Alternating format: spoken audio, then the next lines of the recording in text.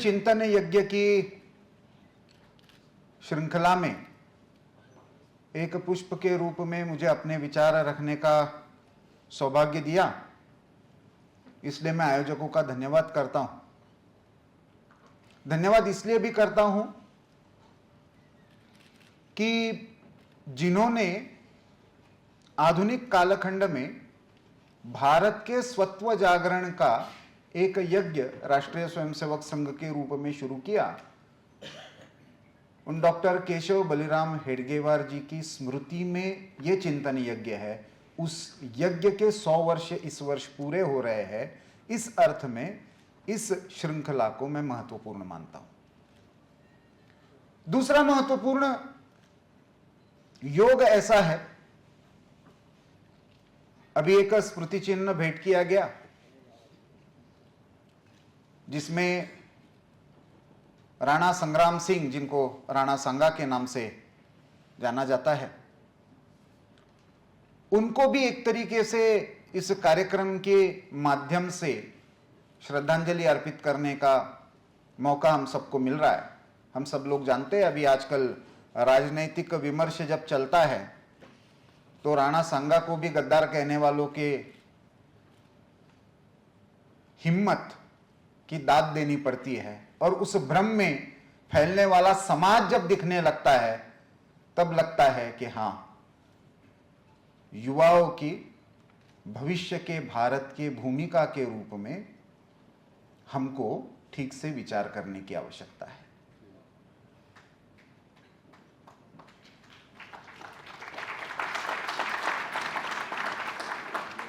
और वो विचार इसलिए नहीं कि युवा दिग्भ्रमित है, युवा के पास पर्याप्त ऊर्जा है, युवा अपने जड़ों के साथ जुड़ने के लिए उत्सुक है। हमने वो राम जन्मभूमि के आंदोलन में भी देखा, अभी हमने कुंभ में भी देखा। मैं 4 दिन कुंभ में था तो मुझे लगता है लगभग 60 से 70% लोग मैंने 4 दिन में ये 18 से 35-40 के आयु के देखे होंगे। और वो कोई केवल एक धार्मिक अनुष्ठान के रूप में कुंभ में जा रहे थे, ऐसा नहीं था। उनके लिए वो भी एक भारत की सामूहिकता का प्रदर्शन था।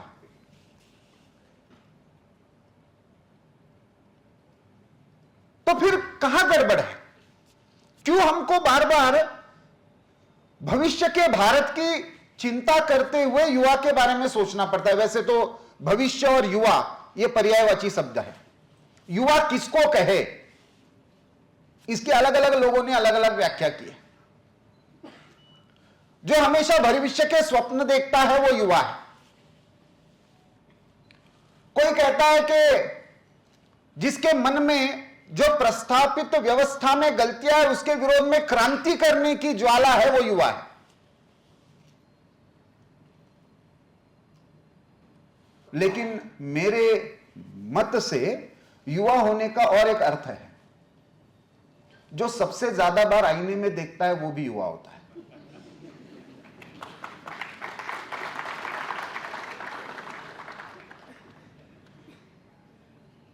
अंतर क्या करना है? वो अपने बाह्य रूप को केवल आईने में देखता है, वो अपने अंतर रूप को भी आईने में देखने की कला उसको सिखानी है, इतनी ही केवल कमी है।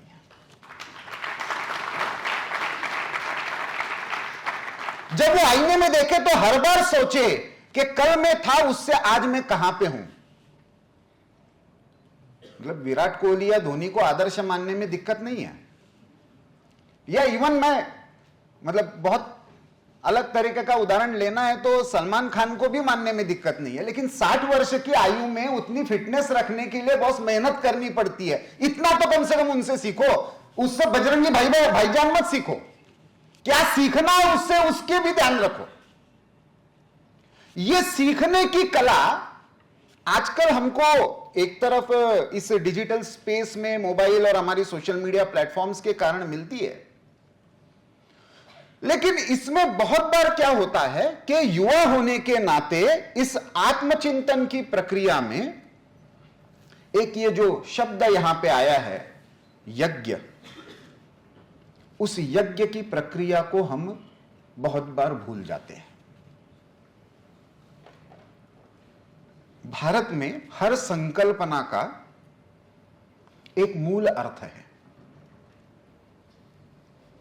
जब व्यक्ति कोई कृति करता है, क्रिया करता है, एक्शन, तो वो केवल क्रिया होती है। लेकिन कोई क्रिया तय करके लगातार लंबे समय तक करता है, स्वाध्याय के रूप में करता है, तो वही क्रिया तप बन जाती है। वो उसकी तपस्या कहलाती है। वो विद्यार्थी के रूप में हो, खिलाड़ी के रूप में हो, एक्टर के रूप में हो, किसी भी रूप में हो, वो तपस्या बन जाती है। लेकिन एक व्यक्ति की क्रिया जब तपस्या बन जाती है और वो सामूहिक रूप में समाज के, देश के, मानवता के कल्याण में अपनी क्षमताओं की आहुति देने के लिए तैयार हो जाती है, तब वो यज्ञ बन जाता है। तो चिंतन यज्ञ ये मेरा चिंतन नहीं है। चिंतन यज्ञ ये कर्नल सैनी साहब का चिंतन नहीं है। ये हेडगेवार स्मारक समिति का वो चिंतन नहीं है। भारत के युवा और भारत के भविष्य के रूप में हमने सबने मिलकर करने वाले चिंतन की प्रक्रिया का यज्ञ यानी चिंतन यज्ञ है। हम उसके लिए अपने अपने स्तर पर क्या तपस्या करेंगे, उसका संकल्प लेने का समय यानी चिंतन यज्ञ है। और यह ठीक से समझना है तो हमेशा ऐसा माना जाता है कि तीर जब दूर तक जाना हो तो उसकी प्रत्यंचा जो होती है वो कितनी पीछे खींची जाती है, उस पर उसका दूर जाना तय होता है। जैसे हम कौन हैं, हमारा स्वत्व क्या है, मतलब मैं कौन हूं, और मैं आईने में देखता हूं तो जो दिखने वाला हूं उसके साथ साथ मैं अंदर क्या हूं, कल क्या था आज क्या हूं, वैसे हम क्या है, हम यानी भारत क्या है, उस भारत के भविष्य के नाते मेरी भूमिका क्या है, इसका जब हम सामूहिकता से विचार करेंगे। अपने करियर के बारे में सोचना गलत नहीं है, अपनी उन्नति के बारे में सोचना गलत नहीं है, अपने परिवार के बारे में सोचना भी गलत नहीं है, लेकिन केवल वही सोचना गलत है। वो सोचते हुए इस भारत के भविष्य की मेरी भूमिका को मैं देखने लगता हूं तो मेरा तप, मेरे प्रयास ये यज्ञ बन जाता है। इसका बार बार स्मरण करने की आवश्यकता है। और तप और यज्ञ ये जब जुड़ जाता है तो वो राष्ट्र अपने आप को विश्व गुरु नहीं कहता, विश्व उसको गुरु मानने लगता है।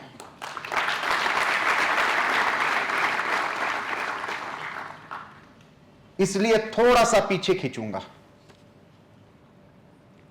आयोजकों ने मुझे कहा कि सनातनता और आधुनिकता, इसका कोई परस्पर संबंध है क्या? सनातनता हम कहते हैं, धर्म हम बहुत बार शब्द के रूप में कहते हैं, लेकिन क्या हम उसका अर्थ सही अर्थ में आज समझते हैं क्या? या हम जो उसकी बाहरी एक्सटर्नल मैनिफेस्टेशन है उसी को हम सनातनता मानकर चले। कुंभ में चले गए, जय श्री राम कह दिया, या श्री राम जिन मूल्यों के प्रतीक है उन मूल्यों के प्रति अपने आप को कटिबद्ध करना, यह सनातनता है। और यदि वो है तो उन सनातनता को, उस सनातनता के मूल्यों को पर्याय रूप में भारत को ठीक से समझना। इसमें एक सबसे बड़ी बाधा है अपने मन में, अपने मस्तिष्क पर 2020 में 21 में दोनों वर्ष राष्ट्रीय स्वयंसेवक संघ के सरसंघ चालक डॉक्टर मोहन भागवत ने अपने भाषण में विजयादशमी में नागपुर से उनका जो उद्बोधन होता है उसमें एक बड़ी महत्वपूर्ण पंक्ति कही थी। उन्होंने कहा 1947 में हमने स्वाधीनता तो प्राप्त कर ली, स्वतंत्रता तक की यात्रा अभी जारी है तो कहने के लिए बड़ी सिंपल सी लाइन, स्वाधीन हो गए, स्वतंत्रता तक की यात्रा जारी है। यानी क्या? तंत्र स्व हो मतलब क्या हमारी सारी इतिहास की लड़ाई ये केवल पॉलिटिकल इंडिपेंडेंस के लिए, गोरे जाकर हमारे जैसे दिखने वाले सत्ता में आ जाए इसके लिए थी क्या? तो स्वाधीनता के बाद अचानक स्वधर्म की बात करना, स्वभाषा की बात करना, वंदे मातरम की बात करना, यह रिग्रेसिव और कम्युनल कैसे हो गया? जिस वंदे मातरम को गान गाकर बंगाल के विभाजन को पीछे लेने के लिए भारत के समाज ने ब्रिटिशों को बाध्य कर दिया, वही वंदे मातरम 1947 आते आते विभाजन का आधार कैसे बन गया? कहां हमने वो सामूहिकता का यज्ञ छोड़ दिया? कहां हमने वो स्वत्व की बात छोड़ दी? उसका यदि हम स्मरण नहीं करेंगे, स्वामी विवेकानंद जैसे कहते हैं, the people who forget their history tend to repeat their mistakes. भविष्य ठीक करना है तो इतिहास की गलतियों को ठीक किए बिना भविष्य ठीक नहीं हो सकता। और हमारे भविष्य में स्वाधीनता के बाद हमने बहुत बड़े बड़े पड़ाव, किसी को अपेक्षा नहीं थी कि यह स्वाधीन राष्ट्र स्वाधीन रह पाएगा, किसी को यह अपेक्षा नहीं थी। भारत में जो रह गए ब्रिटिशों द्वारा ट्रेन किए गए ब्यूरोक्रेट्स और even sorry sir but arm forces के लोग ये मानकर चल रहे थे कि शायद हमको ब्रिटिशों को वापस बुलाना पड़े। ये एक राष्ट्र कैसे रहेगा? इतनी भाषाओं के बाद, इतनी जाति पाति के बाद, तथाकथित अशिक्षा के बाद, और ऊपर से एक इतिहास का बोझ लेकर उस समय भी चल रहे थे, आज भी चल रहे हैं कि ब्रिटिश आने से पहले तो हम राष्ट्र थे ही नहीं, हम कुछ नहीं थे। यदि हम कुछ नहीं थे तो ब्रिटिश तो पहली बार सूरत में आए थे, उनको अपनी कंपनी का नाम वेस्टर्न सूरत कंपनी या गुजरात सूरत कंपनी रखना चाहिए था। ईस्ट इंडिया कंपनी क्यों रखा? यदि इंडिया था ही नहीं तो ब्रिटिशों को पता था कि है, और ग्रीकों के समय से यूरोप को पता था कि ऐसा एक भूभाग है जो ज्ञान परंपरा की साधना करता है और ज्ञान की साधना करते हुए भी संपन्न है। तो फिर हमने कैसे मान लिया कि ब्रिटिश आने से पहले हम कुछ नहीं थे? बहुत बार यह बताया जाता है, और खास करके जिन विचारों का अभी सारे वैचारिक जगत में, फिल्मों में, एकेडमिया में, मीडिया में प्रभाव है, वो सारी लेफ्ट लिबरल आइडियोलॉजी ने बताया भारत का इतिहास क्या है? हारे हुए लोगों का इतिहास है, आक्रांताओं का इतिहास है। कोई भी आता गया, भारत पर आक्रमण करता गया और भारतीय लोग हारते गए। स्वतंत्रवीर सावरकर ने इसका बहुत अच्छा उत्तर दिया है। स्वतंत्रवीर सावरकर कहते हैं ये तो ऐसे हो गया कि मैंने 16 बड़े आक्रमण भारत पर हुए, ग्रीकों से लेकर ब्रिटिशों तक। तो स्वतंत्रवीर सावरकर कहते हैं कि ये तो ऐसे हुआ कि मैंने 16 बार चाय पीना छोड़ दिया। अरे भैया 15 बार पीना शुरू किया था फिर से चाय, इस वजह से 16 बार छोड़नी पड़ी। हम 16 बार आक्रांताओं को बार बार भारत में आना पड़ा क्योंकि वो जब जब आए तब तक हमने संघर्ष किया और जीते, इसलिए उनको बार बार आना पड़ा। यह हम भूल जाते हैं। सीधी सी बात है, युवाओं के लिए आज भी बहुत फेमस, और फिल्मों ने और भी फेमस कर दिया, क्या कहते हैं, जो जीता वही इंदौर में भी पता है, चेन्नई में भी पता है। वास्तविकता क्या है? पूरे विश्व को जीतने के लिए निकला हुआ अलेक्जेंडर, जो सिंधु के किनारे आकर हारा, जिसको उसने अपने आप को सिकंदर कहा, वो भारत में आकर हारा वो अलेक्जेंडर। ये कहावत क्यों नहीं है? जो जीता वहां सिकंदर कैसे हो गया? हमारे मानक, हमारे आइडॉल्स, हमारे पैरामीटर्स, एक मैप मैं शिक्षा संस्थानों में और युवाओं को मैं खास करके आह्वान करता हूं, कुछ मत कीजिए। भारत को समझना है ना, तो केवल एक बात कीजिए। पिछले 500-600 वर्षों में कौन कहां से निकला और कौन कहां पहुंचा, इसका पूरे विश्व के नक्शे पर एक बार लाइन खींचकर देखिए। शुरू के भले ही ग्रीक, शक, कुषाण, हून, ये भूल जाइए, लेकिन कम से कम तुर्क, अरब, मंगोल, उसके बाद पुर्तगीज, डच, फ्रेंच, डेन्स, स्पेनिश और फिर ब्रिटिश। कोलंबस निकला था, रॉबर्ट्स, क्रूक्स, ये सारे उसी के आसपास निकले। एक ट्रीटी हुई थी स्पेन और पुर्तगाल के बीच में, पोप ने मध्यस्थता की थी 1494, 1494 कराया जाता है। और प्राउडली आर्म फोर्सेस के लोग भी आज कहते हैं कि अपने जहाज है उसको भी नाम देते हैं आईएनएस जामोरिन। जामोरिन के इसमें वास्को द गामा आया था। कौन जामोरिन? उज्जैन के या इंदौर के आदमी को कोई समझ में आता है ये जामोरिन राजा था कौन? वास्को द गामा लिखकर गया मैं क्रिश्चियन राजा की खोज में आया था, व्यापार करने के लिए आया। तो ये तो कम्युनिस्टों ने बताया, ब्रिटिशों ने बताया। आया तो वो क्रिश्चियन राजा की खोज में था। नाम लिखता है जामोरिन, हमको भी लगता है हां शायद होगा। उस राजा का नाम था मानविक्रमा। 300 साल राज किया कालिकत पर, ऐसी डायनेस्टी थी मानविक्रमा डायनेस्टी। पूरे समुद्र पर राज था, पूरे इंडियन ओशन के पूरे ट्रैफिक को, ट्रेड रूट को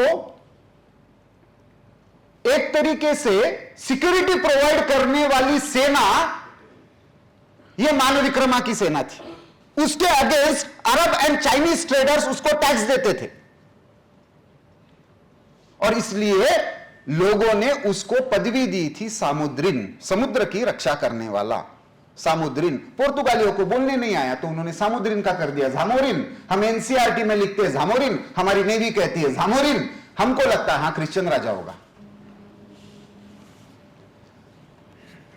कैसे एक शब्द बदलने से भी लोग कहते हैं कि क्या फर्क पड़ता है। अंग्रेजी में, मैं तो अंग्रेजी पत्रिका का संपादक हूं और शायद भारत का अकेला ऐसा पत्रकार हूं जो अंग्रेजी में भी भारत को भारत लिखता है। मुझे इंडिया शब्द से आपत्ति नहीं है, लेकिन इंडिया ये भारत की ज्योग्राफिकल आइडेंटिटी है। इंडस से इंडिया आया है, इसलिए वो भारत की ज्योग्राफी को डिफाइन करता है और ज्योग्राफी कम ज्यादा हो सकती है। 75-78 साल पहले एक भूमि का भाग कट हो गया, आने वाले 20-25 साल में शायद एक हो जाएगा, ज्योग्राफी बदल जाएगी। तो इंडिया का नाम बदल जाएगा, लेकिन भारत की अवधारणा वो सनातन है। भारत जो ज्ञान में रत रहने वाला समाज, जहां पे सदियों से जीता आया है, वो भारत है। अपना नाम भी तो माता पिता ही देते हैं, लेकिन माता पिता कुछ सोचकर उस शब्द के आविष्कार के रूप में नाम देते हैं। हमको सबसे पहले तो इंडस और इंडिका और इंडिया ये नाम ग्रीकों ने दिया। वो ग्रीकों का नाम लेकर अपने आप को आइडेंटिफाई करना है, या हमारे पूर्वजों ने हमारा नाम जो खुद सोचा वो लेकर सोचना है, ये हमको तय करना है। उस भारत के मैप को मैं विश्व के मैप में यह खींचने की बात इसलिए कर रहा हूं क्योंकि जहां जहां पे ये सब आक्रांता गए वहां पे मात्र 30 से 50 वर्षों के कालखंड में पूरी की पूरी सभ्यताएं नष्ट हो गई। कोलंबस 1494 में गया, उससे पहले तो अमेरिका था नहीं, लेकिन कोई तो रहता था। वो कहां है रेड इंडियन समाज? 800 परिवार बचे हैं, म्यूजियम की तरह दिखाने के लिए लेकर जाते हैं। लैटिन अमेरिका में कितनी प्रभावशाली जनजातियां थी, इंकास थे। इंकाज कम्युनिटी मैनेजमेंट के सबसे बड़े जनजाति के रूप में माने जाते थे। वो कहां है इंकाज आज? साउथ अफ्रीका में जुलूस थे, कहां है उनकी अपनी आइडेंटिटी, अपनी परंपरा है? पूरा का पूरा न्यूजीलैंड, पूरा का पूरा ऑस्ट्रेलिया मात्र 25-30 वर्षों के कालखंड में यूरोप ने पूरी तरह से समाप्त कर दिया। एक तो मतांतरित हो गए या उनको मार दिया। पूरे विश्व के पटल पर आप जब ठीक से रेखाएं खींचेंगे तो आपको ध्यान में आएगा कि 16 से 17 बड़े आक्रमणों के बाद भी अपने मूल पर, अपनी मूल सभ्यता पर, अपने मूल विचार पर जीवंत ऐसा सांस्कृतिक राष्ट्र यदि कहीं पे खड़ा है तो वो केवल और केवल भारत है। उस भारत के भविष्य की हम बात कर रहे हैं। हम केवल 1947 में बड़े रिपब्लिक ऑफ इंडिया की बात नहीं कर रहे। आधुनिकता का हमें पाठ पढ़ाया जाता है। अंग्रेजी में बोलना आधुनिक होता है क्या? सूट पैंट टाई पहनना आधुनिक होता है क्या? सर ने अभी बात की सभ्यता सभा में रहने का आचार सभ्यता होता है। जब हम कलेक्टिव सोसाइटी के रूप में, सामूहिकता में हमारा व्यवहार कैसा है, हम केवल एकांत में क्या करते हैं वो इंपॉर्टेंट नहीं है, क्या सोचते हैं वो इंपॉर्टेंट नहीं है, सामूहिकता में हमारा व्यवहार क्या है। संघ का संस्कार ये सामूहिकता में आत्मीयता का व्यवहार समाज में प्रस्थापित करने का संस्कार है। इसलिए राष्ट्रीय स्वयंसेवक संघ का काम जो है वो यूनिक है।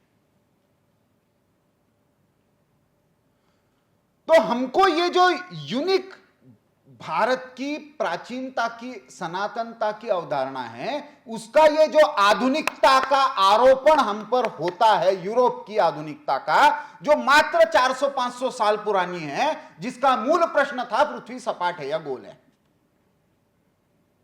गैलीलियो, कोपरनिकस, ब्रूनो ये सारे प्रश्न कर रहे थे। किसको प्रश्न कर रहे थे? पोप को, चर्च को, क्योंकि बाइबल के आधार पर वो ये पाठ पढ़ाने का काम कर रहे थे कि पृथ्वी सपाट है और सूर्य पृथ्वी के इर्द गिर्द घूमता है। और ये कह रहे थे नहीं नहीं नहीं, पृथ्वी अपने आप अपने इर्द गिर्द भी घूमती है और सूर्य के इर्द गिर्द भी घूमती है। इसके कारण दिन रात होते हैं और इसके कारण ऋतु बदलते हैं और इसलिए हमको मूल सिद्धांत बदलना चाहिए। इसके लिए उनको मारा गया, उनको जेल में रखा गया, जिंदा जलाया गया, उनके रिसर्च को जलाया गया। उसके आधार पर इंडिविजुअलिज्म, साइंटिफिसिज्म, ये सारी थियरीज उन्होंने गढ़ी। तो विज्ञान यानी क्या? तो धर्म संस्था को क्वेश्चन करना यानी विज्ञान। Science is nothing but questioning religion.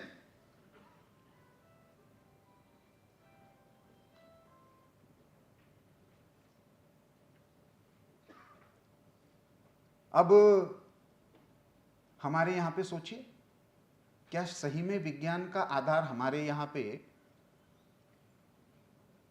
Religion को या रिलीजियस प्रैक्टिसेस को या हमारे धर्म या संस्कृति को क्वेश्चन करना या नकारना ये विज्ञान है क्या? या इनके बीच में संतुलन साधना हमारे यहां विज्ञान है? सिंपल सा उदाहरण लीजिए, प्रश्न क्या कर रहे थे वो, पृथ्वी सपाट है या गोल है?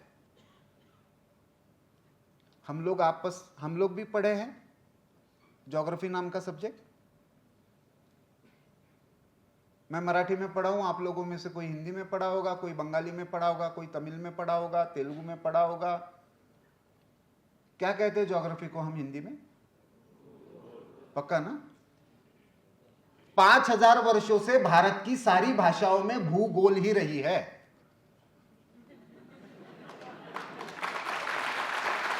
जिस भूगोल के नाम पर साइंटिस्ट को वो जला रहे हैं, जिसको वो मॉडर्न कह रहे हैं, जिसको वो साइंटिफिक कह रहे हैं, वो खगोल शास्त्र और भूगोल शास्त्र भारत के धर्मशास्त्र का कब से हिस्सा है?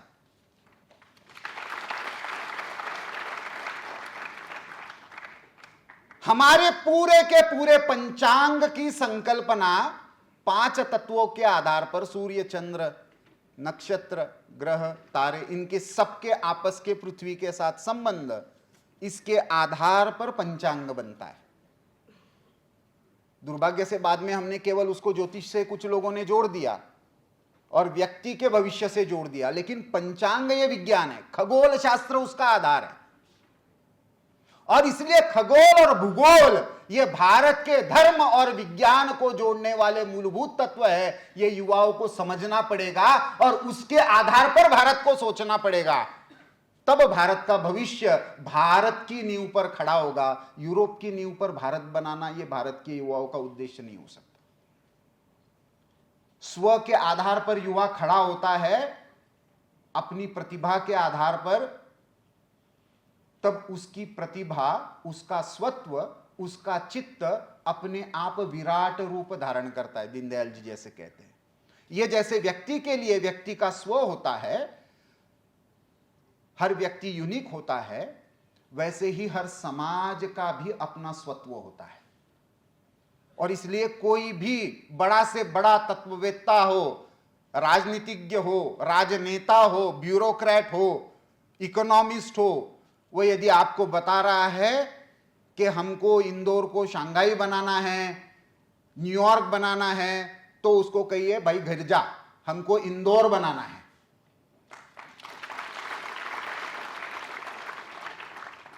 दूसरे जैसा बनना यह कॉपी तो हो सकती है, लेकिन कॉपी का भविष्य नहीं होता। भविष्य तो ओरिजिनल का ही होता है।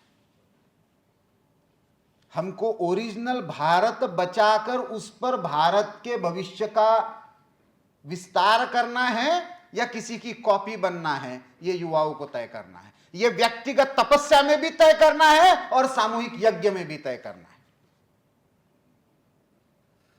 आज समाज के सामने जो चुनौतियां हैं, बल्कि मैं कहूंगा कि विश्व के सामने जो चुनौतियां हैं, उसमें भारत से विश्व को बड़ी अपेक्षा है। और भारत से अपेक्षा है मतलब भारत के लोगों से अपेक्षा है। भारत एक अकेली ऐसी अवधारणा रही है जो प्री यूरोपियन कालखंड से, प्राचीन काल से विविधताओं को समेटते हुए एकत्व की अनुभूति कराती है। भूगोल का मैंने उदाहरण दिया, फिर फिल्मों पर आता हूं। फिल्में ज्यादा समझ में आती है इसमें। 2 फिल्में बनी, एक नमक हलाल और एक नमक हराम, दोनों उर्दू के शब्द हैं। अरबस्तान में जाकर पूछिए कि ये दोनों संकल्पनाएं हैं क्या, लेकिन आप भारतीय भाषाओं में पूछिए तो आपको हर भाषा में इसके लिए पर्यायी एक तो कोई मुहावरा मिल जाएगा, कोई पंक्ति मिल जाएगी, कोई कहानी मिल जाएगी। किसी का नमक खाया है तो उसके प्रति वफादार रहो। मराठी में हम कहते हैं खाल्ल्या मिठाला जागणे, जिसका नमक खाया उसके प्रति हमेशा सजग रहो, जागृत रहो। नमक और उसके प्रति प्रतिबद्धता, यह भारत की अवधारणा का मूल, और यह कॉमन रहा है। भाषा कोई भी रहो, उसकी उपासना पद्धति कोई भी रहो, हिमालय हिमालय रहा, गंगा गंगा रही, रामेश्वरम रामेश्वरम रहा, उज्जैन उज्जैन रहा, काशी काशी रही, अयोध्या अयोध्या रही। राज्य करने वाले बदलते गए, टैक्स कलेक्ट करने वाली अथॉरिटीज बदलती गई, हमारे लिए इनका, इन स्थानों का, इस सेक्रेड ज्योग्राफी का अर्थ कभी भी नहीं बदला। यह हमारी राष्ट्र की अवधारणा हजारों वर्षों से जो जीवंत है, उसके आधार पर भविष्य खड़ा करने वाला युवा उससे विश्व अपेक्षा कर रहा है। क्या अपेक्षा कर रहा है, क्यों कर रहा है? तो तीन बड़े कॉन्ट्राडिक्शंस आज हमको वर्ल्ड लेवल पर दिखते हैं। अभी सारा चर्चा चल रही है टैरिफ वॉर की। ट्रंप के टैरिफ क्या भारत पर परिणाम होगा? भारत के अर्थव्यवस्था का सबसे स्वर्णमयी काल कौन सा था? कभी युवा कोई रिसर्च करे इस पर, टास्क एक असाइनमेंट के रूप में दे रहा हूं।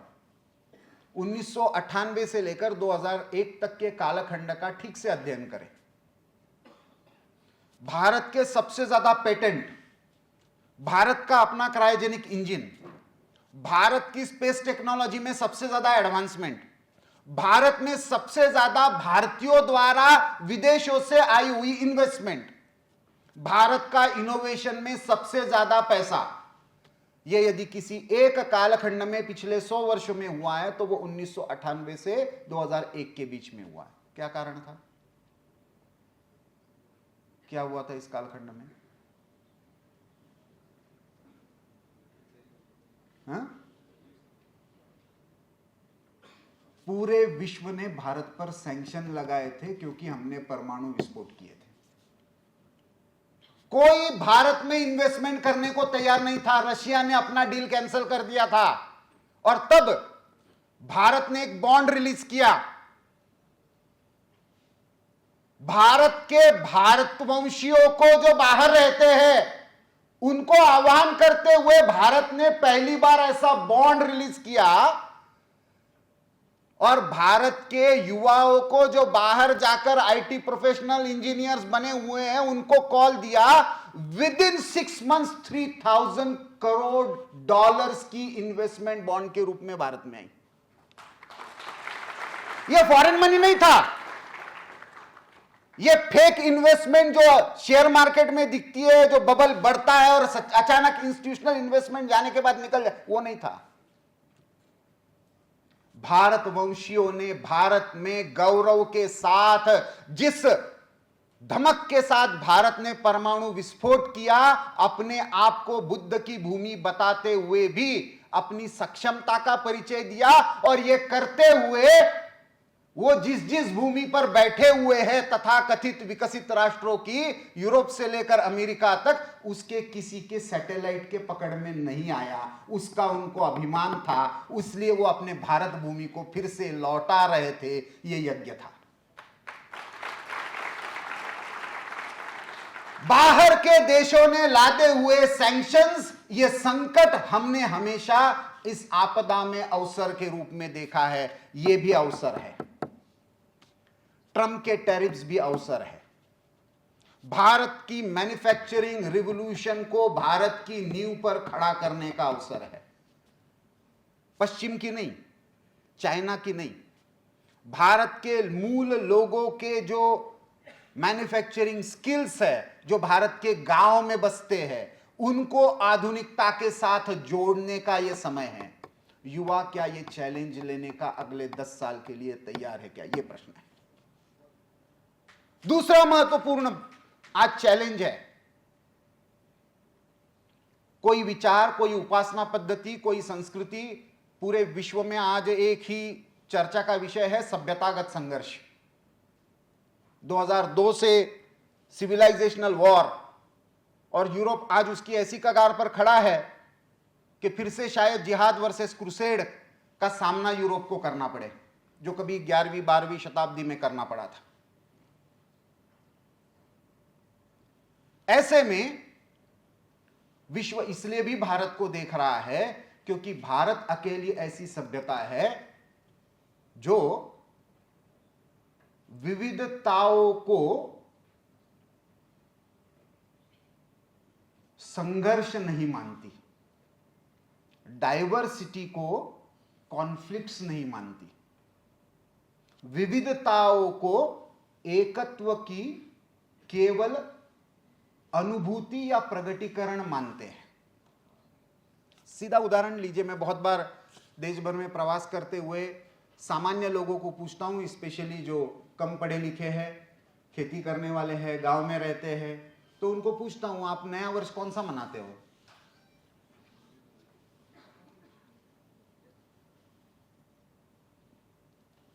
थोड़ा यदि उसको शांत कर सके तो बहुत अच्छा होगा। महत्वपूर्ण है तो वाइब्रेशन मोड पे रखिए, मेरी लिंक बोलते हुए टूट जाती है। तो नव वर्ष कौन सा मनाते हैं? अब लिखा पढ़ा युवाओं के साथ समस्या है, क्योंकि वो दुनिया का सबसे अनसाइंटिफिक न्यू ईयर मनाता है, जिसका कोई 12वीं 14वीं शताब्दी तक आधार ही नहीं था। पोप ग्रेगरी ने कैलेंडर रीसेट नहीं किया होता तो जनवरी नाम का कोई महीना ही नहीं होता, और जनवरी नहीं होता तो 1 जनवरी नहीं होता। मतलब जिसका ना कोई वैज्ञानिक आधार है ना जिसका कोई लॉजिकल आधार है, ऐसा नववर्ष हम मनाते हैं। लेकिन अनपढ़ लोगों को पता है अपना नववर्ष कौन सा होता है, तो वो कोई वर्ष प्रतिपदा कहता है, तमिलनाडु में गए तो वो चैत्रा ही कहता है, 14 अप्रैल को वो मनाते हैं। पंजाब में जाएंगे तो बैसाखी कहता है, कर्नाटक तेलंगाना में चले जाएंगे तो वो उगादी कहता है, युग से आता है, युगादी का वो उगादी हो जाता है। हमारे महाराष्ट्र में गुड़ी पाड़वा कहते हैं, केरल में चले जाएंगे तो विशु कहते हैं, असम में चले जाएंगे तो बिहू कहते हैं।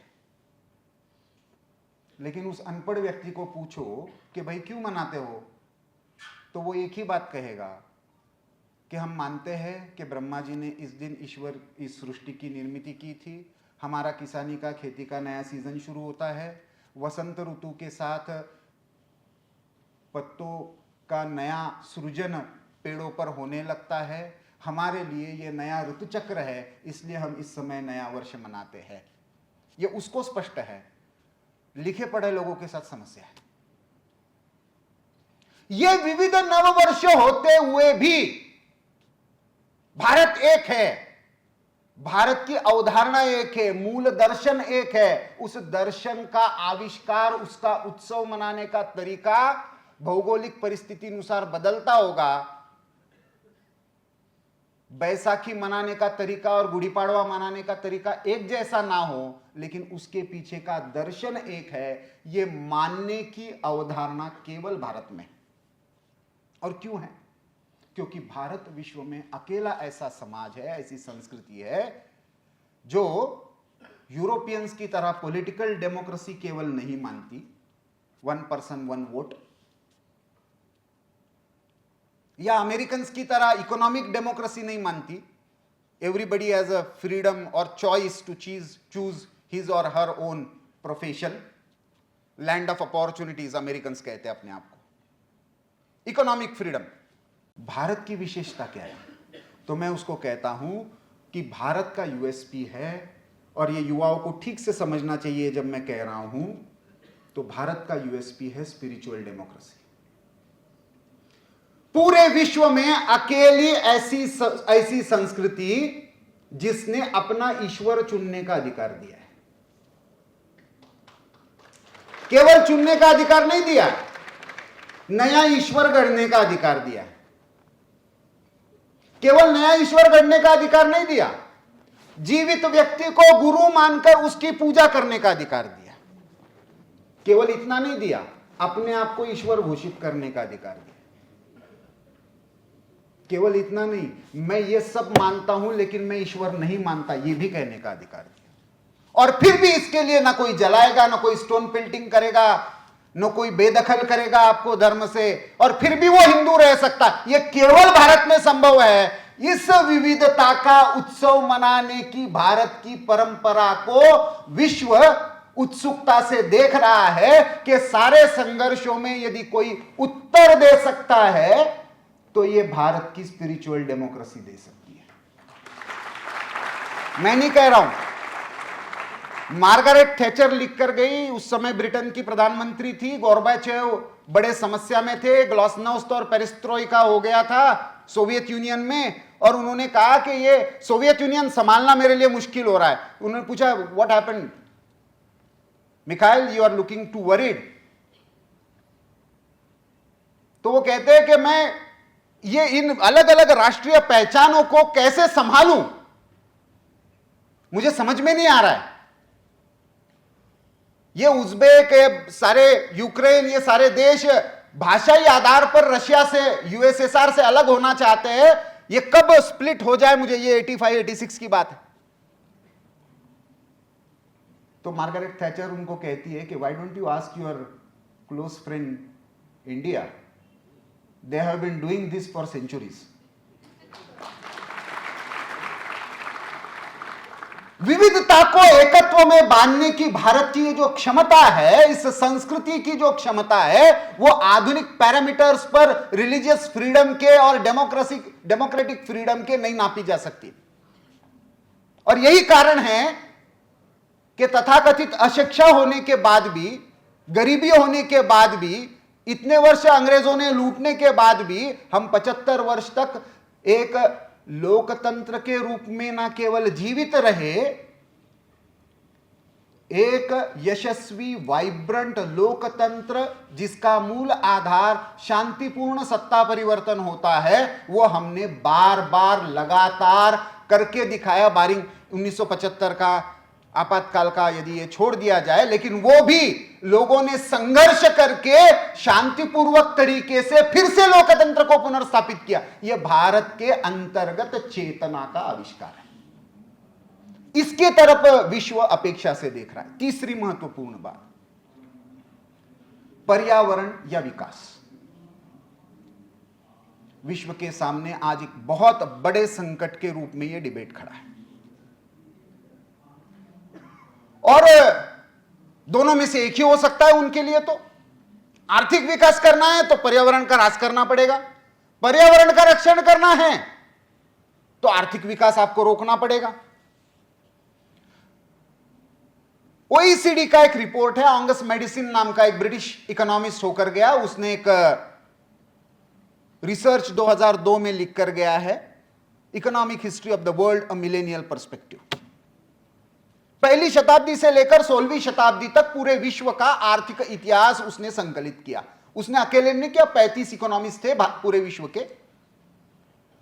और वो लिखता है कि पहले दो ये जो मिलेनिया होकर गए, इसके 1500 वर्ष में कोई ऐसा कालखंड नहीं था जिसमें भारत का वैश्विक अर्थव्यवस्था में 25% से कम जीडीपी का योगदान था। भारत कृषि आधारित व्यवस्था नहीं थी, भारत ग्राम आधारित व्यवस्था जरूर थी, लेकिन गांव यानी खेती किसानी केवल नहीं था। भारत के गांव ये उद्योजकता के केंद्र थे। भारत ये अन्न बेचता नहीं था, अन्न बेचना पाप माना जाता था। हम ऑयल सीड्स बेचते थे, हम कॉटन और कॉटन से बनाकर गारमेंट्स बेचते थे, लेकिन हम खाद्यान्न नहीं बेचते थे। फिर 25% का जीडीपी आया कहां से? तो ढाका की मलमल थी, बनारस का सिल्क था, कांचीपुरम का सिल्क था। हर प्रदेश ने अपना एक पेटेंट बना के रखा था। अमेरिकन पेटेंट की सिस्टम नहीं थी कि ये मेरा पेटेंट है तो कोई बना नहीं सकता, लेकिन समाज ने ऐसी व्यवस्था बनाई थी कि उस समाज का वो कौशल हो गया था, वहां की भौगोलिक स्थिति के आधार पर वहीं पे वो बनता है, वहीं से वो चलता है, उसी का एक ब्रांड बन जाता है और वो ब्रांड विश्व में माना जाता है। हम स्पाइसेस बेचते थे, मसाले बेचते थे, हम मेटलर्जी, ये पूरा का पूरा मध्य भारत का क्षेत्र, ये धातुओं के, पंच धातुओं के, ब्रास के बने हुए, धातुओं से बने हुए, आज भी मुरादाबाद का आप पीतल चला जाइए, उसका कोई तोड़ नहीं है। ये हमारी आइडेंटिटी थी। मैंने इसीलिए थोड़ी देर पहले कहा कि उस उद्यमिता को आज की आधुनिकता के साथ जोड़ना, ये युवाओं के सामने चुनौती हमको मैन्युफैक्चरिंग में। और ये इसलिए भी महत्वपूर्ण है क्योंकि वो संपन्नता का आधार बनते हुए भी पर्यावरण के साथ जीने का रास्ता बताता था। हमारा किसान भी मुट्ठी भर दाना, पहला किसानी का मौसम आने के बाद जितना अनाज आता था, वो पहले चिड़ियों के लिए, गाय के लिए, मेरे कुम्हार के लिए, अगले बार की किसानी के लिए सबसे अच्छा दाना कौन सा है उसको मैं संभाल के रखूंगा। जिसकी दुनिया मेरी देन लगती है पूरे समाज में, उनको मैं बांटूंगा, बचा हुआ अपने लिए खाऊंगा। यह सामूहिकता का यज्ञ था। वो सही में अन्नदाता था, क्योंकि उसके लिए उसकी खेती किसानी भी एक यज्ञ बन जाती थी। प्रकृति का संवर्धन और संपन्नता हमने परस्पर विरोधी नहीं माना। प्रकृति और विकास हमने एक दूसरे के विरोध में नहीं माना। हमने जीवन को बाइनरीज में सोचा ही नहीं। धर्म या विज्ञान यह हमने सोचा ही नहीं। स्त्री या पुरुष, आपस में संघर्ष यह विकास का आधार नहीं है। आपस में समन्वय, संतुलन, वो धर्म, वो सस्टेनेबिलिटी, ये हमारे विकास का आधार है। इसलिए उसमें पर्यावरण पूरकता अभिनिहित थी। भारत फिर से ब्लाइंड इमिटेशन ना करते हुए क्या उस आधार पर उस पर्यावरण पूरक जीवन शैली को पुनर्स्थापित कर सकता है क्या? ये तीन प्रमुख चुनौतियों के लिए भविष्य का भारत हमको खड़ा करना है। तो उसके लिए मैं उसके लिए क्या करूंगा, मेरा परिवार उसके लिए क्या करेगा, उस स्वत्व की व्यवस्था का अध्ययन करने के लिए क्या मैं अपना समय लगा सकता हूं, लगा सकती हूं? उसके आधार पर नई व्यवस्थाओं में परिवर्तन करने के लिए शोध या प्रयोग कर सकता हूं? क्या राष्ट्रीय कर्तव्यों के प्रति समाज को जागृत करने के लिए केवल अधिकारों की नहीं, कर्तव्यों की भी महत्वपूर्ण बात समाज में चर्चा का विषय बना सकता हूं? क्या उसके लिए परिवार इस इकाई को, हमारे यहां पे इंडिविजुअल ये इकाई नहीं थी, बहुत बार ये गड़बड़ हो जाती है। इंडिविजुअल मोक्ष था, तप इंडिविजुअल लेवल पर होता था, लेकिन उसका फल सामूहिक था, यूनिट परिवार था। इसलिए केवल अधिकारों की बात नहीं थी।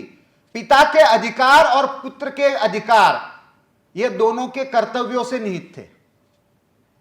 आज राइट्स की बात आ जाती है। हम राइट्स की बात जरूर करें, वो करते हुए केवल इतना सोचे कि हां मेरा अधिकार है, अच्छी शिक्षा पाना मेरा अधिकार है। क्यों? क्योंकि आपको अच्छी शिक्षा देना माता पिता का कर्तव्य है।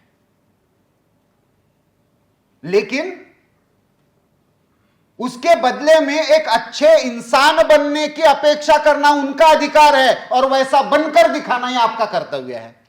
यह भारत की अवधारणा है।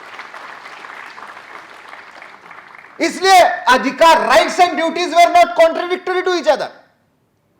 इस समन्वय को पुनर्स्थापित करना, व्यक्ति वर्सेस समाज नहीं था।